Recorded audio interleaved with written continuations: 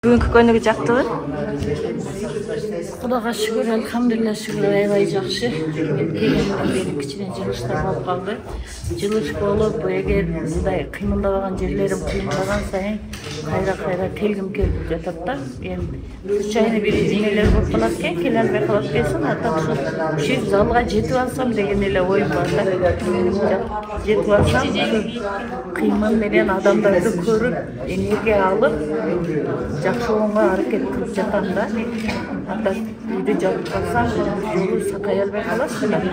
Үйдө баргың келбейт, тургуң келбейт, анан ушу залга жетип алайын деп аракет кылып келем да. Сизгечи жактыбы бүгүнкү? Эмнеси жакты? Баары эле жакты. Эмелердин сөөктөрдүн кыймылы мындай чоюлчак болот экен. Канча күн болду келгениңизге? 2 күн болду. Бүгүн 2-нчи күн. Кандай болду машыгуулат эже бүгүнкү? Аябай сонун болду.